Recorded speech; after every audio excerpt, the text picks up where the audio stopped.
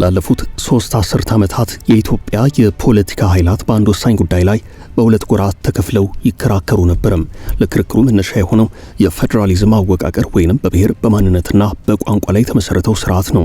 ይህ ስርዓት የሀገሪቱ ሊቃንን በሁለት ጎራ ከፍሎ የሚያከራክር አልፎም ጠብመንጃ አወላውሎ ደም ያቃባ አሁንም ድረስ ችግሩ ያልተቀረፈ ነው። የፌዴራሊዝም አወቃቀር ይቅር ካልቀረ ሀገሪቱ ትበተናለች፣ ትፈርሳለችና የብሔር ወሰኖችን በማፈራረስ በኢኮኖሚ በህዝብ ስብጥር በጂኦግራፊ የተመሰረተ አወቃቀር ይኖር የሚሉት በአንድ በኩል ከነመከራከሪያቸውና የትግል መርሆቻቸው በጥልቀት ተጉዘው ሲሞግቱ ነበርም። በሌላ በኩል ይቀር ከሚሉት በተቃራኒ የቆሙት ይህንን ስርዓት የማንነት የራስን ዕድል በራስ የመወሰን የቋንቋ ውክልና መብትን ያረጋገጠ በመሆኑ በተለይም የክልሎች አወቃቀር የሚፈርሰው የጎሳና የብሔር ፌዴራሊዝም የሚነካው በሞታችንና በመቃብራችን ላይ ተረማምደው ነው ብለው ይከራከራሉ። ክርክሩ አሁንም ቀጥሏል። የክልሎች አወቃቀር ወይንም ፌዴራሊዝም ኢትዮጵያን የመሰለች ጥንታዊት ሀገር በብሔር በጎሳና በቋንቋ ላይ የተመሰረተ ስርዓት ያጠፋታል የሚሉ ተከራካሪዎች አሁንም ይህ ስርዓት ካልተቀየረ ሀገር ትፈርሳለች ይላሉ። ከነርሱ በተቃራኒው የቆሙት ደግሞ ስርዓቱ ከተቀየረ ፌዴራሊዝሙ ከተነካ ሀገሪቱ ትፈርሳለች ይላሉ። በአከራካሪ ጉዳዮች ላይ መጨረሻ ውሳኔ ለማሳለፍ የምክክር ኮሚሽኑ አጀንዳ ሰብስቦ ወደ ማጠቃለያ ምክክሮች እየተንደረደረ ባለበት በዚህ ወቅት ገዢው ፓርቲ ብልጽግና ጥብቅ ስብሰባ አካሂዷል። ከስብሰባው ጋር ተያይዘው እየወጡ ያሉትን መረጃዎች እንመለከታለን። አብራችሁን ቆዩ። ካንጋሮ ሪል ስቴት በወለል አንድ ቤት ብቻ የሆኑ G+4 አፓርትመንት ከቦሌ በ5 ደቂቃ ርቀት በምትገኘው ቦሌ ቡልቡላ አቀረበ። ግንባታቸው 70% የደረሰና በአንድ ዓመት የሚረከቧቸውን ባለ 2 መኝታ 107 ካሬ 4 ሚሊዮን 30% ቅድመ ክፍያና በ13.6 ሚሊዮን ብር ሙሉ ክፍያ እንዲሁም ባለ 3 መኝታ 130 ካሬ 4.7 ሚሊዮን 30% ቅድመ ክፍያና በ15.6 ሚሊዮን እስከ 16.3 ሚሊዮን ብር ሙሉ ክፍያ የራሱ ያድርጉ። ካንጋሮ ሪል ስቴት ለ50 ዓመታት በስኬታማ የቢዝነስ እንቅስቃሴዎች የሚታወቀው ግዙፍ የካንጋሮ ኢንዱስትሪያልስ እህት ኩባንያ ነው። ለበለጠ መረጃ 0964 25 29 ይደውሉ። ገዢው ፓርቲ ብልጽግና በአዳማ ወሳኝ ስብሰባ መቀመጡን የሚያሳዩ መረጃዎች ወጥተዋል። እስካሁን በእነዚህ መረጃዎች ዙሪያ የነው የተባለ ማረጋገጫ አልተገኘም። ስብሰባው ባለፉት 3 አስርት ዓመታትና ከዚያም በላይ በኢትዮጵያ ፖለቲካ ጉዞ ዋነኛ ፍጥጫ መንስኤ ሆነው ነገር ግን ያለ መፍትሄ እየተንከባለሉ እዚህ የደረሱ ወሳኝ ሀገራዊ ጉዳዮች የተነሱበት ስለመሆኑ ተሰምቷል። እስካሁን ማረጋገጫ ያልተገኘባቸው መረጃዎች እንዳመላከቱት ከሆነ ፓርቲው በዚህ ስብሰባው ህገ መንግስቱን ለመቀየር አዲስ አበባና ድሬዳዋ ከተማ አስተዳደርን ክልል ለማድረግ የመሬት ፖሊሲን ለመቀየር ስርዓቱንም ከፓርላሜንታዊ ወደ ፕሬዝዳንታዊ እንዲሆን መወሰኑ እየተነገረ ነው። እነዚህ መረጃዎች አስመልክቶ ይህ ዘገባ እስከተጠናቀረበት ሰዓት ድረስ ይፋ ማረጋገጫ ማግኘት ባይቻልም እንደተወራው በፓርቲው በኩል የሚተላለፉት ውሳኔዎች ብዙ ሀገራዊ ለውጥ ሊያመጡ የሚችሉ ናቸው። እነዚህ ውሳኔዎች ከ30 ዓመታት በላይ ሲያከራክሩ የቆዩ አሁንም ድረስ በችግርነት የሚነሱ ስር ለሰደዱ ፖለቲካ ያለመግባባቶች መሰረት የሆኑ ናቸው የሚል አስተያየት ይሰጥባቸዋል። በቀጣዮቹ ቀናት ይካሄዳል ተብሎ በሚጠበቀው ሀገራዊ ምክክር ላይ በፓርቲው በኩል ይንጸባረቃሉ፣ ይነሳሉ ተብለው ከሚጠበቁት አጀንዳዎች መካከል የፌዴራሊዝም ስርዓት ለውጥ፣ ከብሔር ወደ ግዛት ኢኮኖሚን ማዕከል ያደረገ አወቃቀር መቀየር የሚለው አንደኛው ነው። በኢትዮጵያ ውስጥ አሁን ያለው ስርዓት በቋንቋና በብሔር ማንነት ላይ የተመሰረተ ነው። ስብሰባው ይህ የፌዴራሊዝም ስርዓት ቀርቶ ክልሎች በግዛት አቀማመጥ በጂኦግራፊና በኢኮኖሚ ትስስር ላይ ተመስርተው እንዲዋቀሩ የሚጠይቅ ነው። አሁን ኢትዮጵያ እየተከተለች ያለችውን የፖለቲካ ስርዓት በዋና መሰረትነት እየመራ ያለው የሀገሪቱ ህገ መንግስት ነው። በ1987 ዓ.ም የጸደቀው እናም በርካታ ማሻሻያዎች ይደረጋሉ ሲባል ህገ መንግስታዊ ማሻሻያንም ሊመለከት የሚችል ስለመሆኑ ግልጽ ነው። ምክንያቱም በህገ መንግስት ውስጥ አሁን በስራ ላይ ያሉ በርካታ አንቀጾችን የሚያሻሽልና አሁን ሀገሪቱ እየተከተለች ያለችውን የአስተዳደር ስርዓት በብዙ መልኩ ሊቀይር የሚችል ሐሳብ ነው የቀረበው። እናም በህገ መንግስቱ ላይ ከሰፈሩ አንቀጾች ለየት ባለ መልኩ እየተነሳና እየተንጸባረቀ ያለው ሐሳብ መሬት ላይ ይውረድ ከተባለ በዋነኝነትም የህገ መንግስት ማሻሻያ ገቢር መደረግ አለበት ማለት ነው። በሀገራዊ ምክክር ኮሚሽኑ በአጀንዳነት ከተያዙት ነጥቦች መካከል አንደኛው የህገ መንግስት ማሻሻያ እንደሆነ የበዛ ግምት አለ።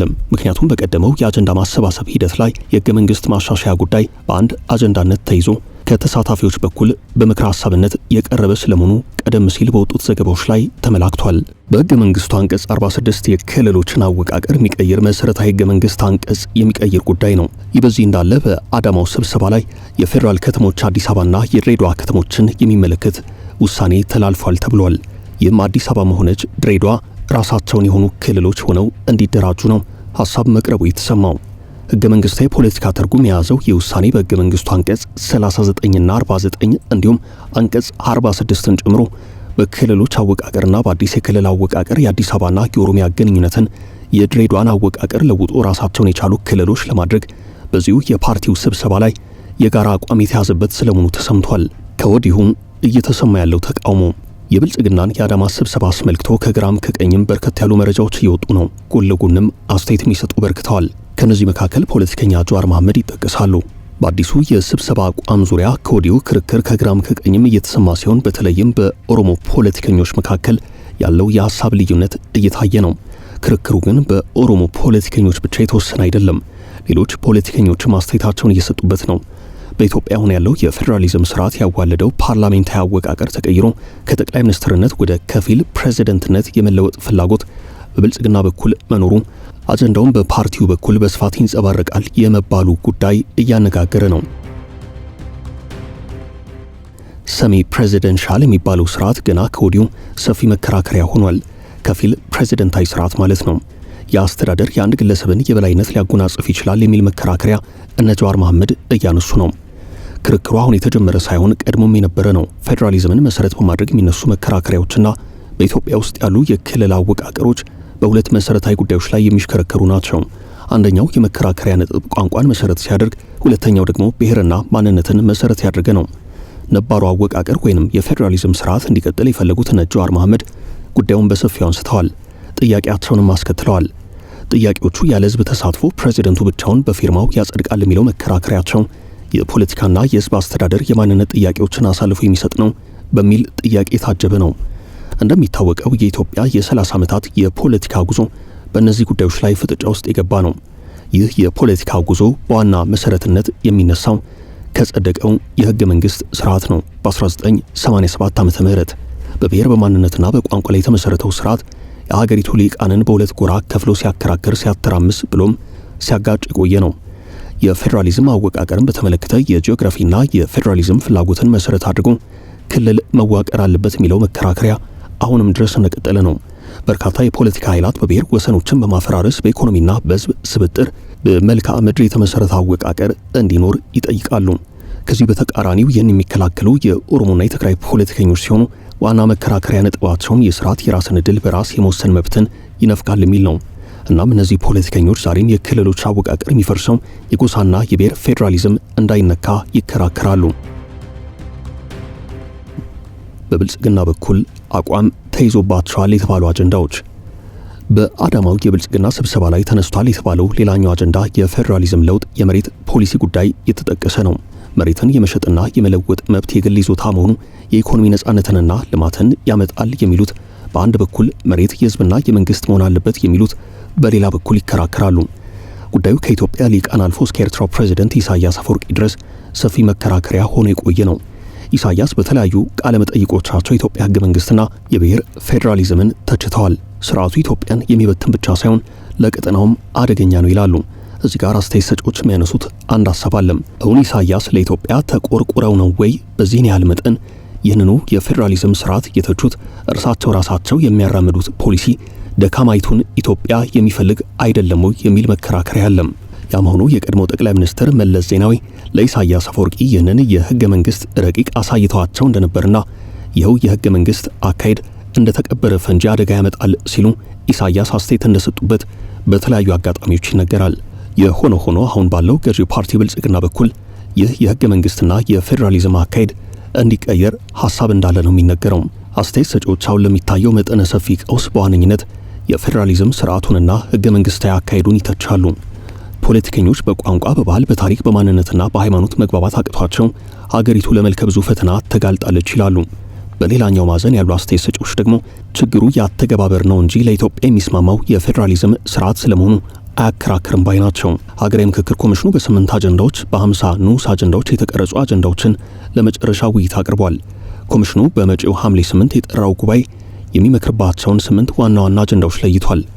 ከ8ቱ አጀንዳዎች መካከል የማንነትና የሀገር ባለቤትነት፣ ታሪክና ማንነት፣ የጋራ ሀገራዊ ማንነት እሴቶች፣ ሀገር ግንባታና ብዝሃነት፣ የቋንቋ ባህልና ቅርስ ጥበቃ ጉዳዮች ተካተዋል። የምክክሩ አንደኛው አጀንዳ የሀገር ግንባታ ጉዳይ የሚል ርዕስ ተሰጥቶታል። በዚህ አጀንዳ ስር የፖለቲካ ስርዓት፣ የፖለቲካ ውክልና፣ የምርጫ ስርዓት ተጠቃሾች ናቸው።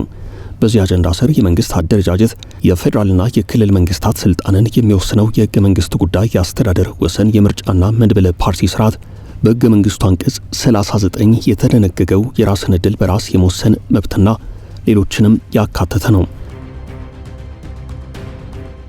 የፌዴራል ከተሞች የሚባሉት አዲስ አበባና ድሬዳዋ ከተሞች በ8 አጀንዳዎች ውስጥ እጣ ፈንታቸው ተቀምጧል።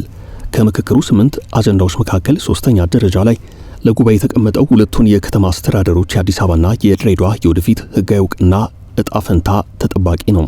የአዲስ አበባ ከተማን በተመለከተ ከተማዋ ከኦሮሚያ ክልል ጋር ያላት ግንኙነት እንዲሁም የፌዴራል ዋና ከተማ ጉዳይ በሰፊው ምክክር ይደረግበታል ተብሎ ይጠበቃል።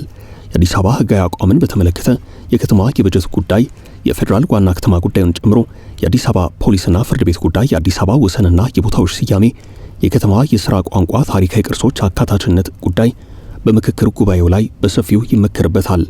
ባለፈው ሚያዝያ ወር የህዝብ ተወካዮች ምክር ቤት ለ60 ዓመታት የቆየውን የወንጀል ህግ ሲያሻሽል በአዲስ አበባ ውስጥ ለኦሮሚያ ክልል የዳኝነት ስልጣን በመስጠት ፌዴራሊዝምን የሚጥስ ነው በሚል ከፍተኛ ክርክር የተደረገበት አዋጅ መጽደቁ ይታወሳል። ሌላው ደግሞ የድሬዳዋ ከተማን ህጋዊ አቋም በተመለከተ የከተማዋ የወደፊት አስተዳደር የህዝቦቿን ውክልና በተመለከተ ከኦሮሚያና ከሶማሌ ክልሎች ጋር የሚኖራት ግንኙነት አንዱ የሚመከርበት ጉዳይ ነው። ከዚህ በተጨማሪም ድሬዳዋ በፌዴራል መንግስትና በፌዴሬሽን ምክር ቤት ውስጥ የሚኖራት ውክልና ምክክር ይደረግበታል። ከዚህ ቀደም በኦሮሚያና ሶማሌ ክልል አዋሳኝ ስፍራ ተነስቷል በተባለ ግጭት በርካታዎች ተፈናቅለው እንደነበር ይታወሳል። እነዚህ አጀንዳዎች ባለፉት 4 ዓመታት ከተሰበሰቡት መካከል ሀገራዊ ፋይዳቸው ታይቶ የተመረጡ ናቸው ተብሏል።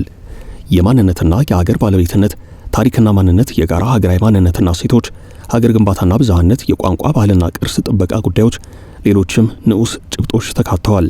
የሀገር ግንባታ ጉዳይ፣ የመንግስት አደረጃጀትና ቅርጽ፣ በህገ መንግስቱ አንቀጽ 39 የተደነገገው የራስን ዕድል በራስ የመወሰን መብት፣ የሃይማኖት ጉዳዮች፣ የተቋማት ግንባታ፣ የህግ የበላይነትና ሰብአዊ መብቶች ጉዳይ፣ ማህበራዊና ኢኮኖሚያዊ ጉዳዮች፣ የሙስናና የመልካም አስተዳደር ጉዳይና የሰላም ግንባታ ጉዳዮች ከአጀንዳ 4 እስከ አጀንዳ 8 በጉልህ ቀርበዋል።